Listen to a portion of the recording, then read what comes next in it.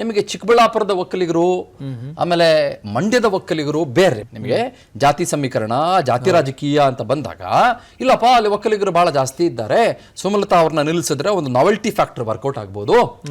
ಅಲೋಕ್ ವಿಶ್ವನಾಥ್ ಅವ್ರನ್ನ ನಿಲ್ಲಿಸಿದ್ರೆ ಅಲ್ಲಿ ಏನೋ ಒಂದು ನೆಪೋಟಿಸಮ್ ಅಂತ ಬಂದ್ಬಿಡುತ್ತೆ, ಕುಟುಂಬ ರಾಜಕಾರಣ ಅಂತ ಬಂದ್ಬಿಡುತ್ತೆ. ಅಥವಾ ಡಾಕ್ಟರ್ ಕೆ ಸುಧಾಕರ್ ಅವರಿಗೆ ಕೊಟ್ಟರೆ ಅವ್ರಿಗೆ ಈಗಾಗಲೇ ನಾವು ಬೇರೆ ಬೇರೆ ಹಂತಗಳಲ್ಲಿ ಅವರಿಗೆ ಅವಕಾಶಗಳನ್ನು ಮಾಡಿಕೊಟ್ಟಿರೋದ್ರಿಂದ ಅವ್ರಿಗೆ ಮತ್ತೊಮ್ಮೆ ಯಾಕೆ ಕೊಟ್ರಿ ಅನ್ನೋ ಪ್ರಶ್ನೆ ಬರ್ಬೋದು. ಹಾಗಾಗಿ ಸುಮಲತಾ ಅನ್ನುವ ಒಬ್ಬ ಹೆಣ್ಮಗಳನ್ನ ತಗೊಂಡ್ಬರೋಣ.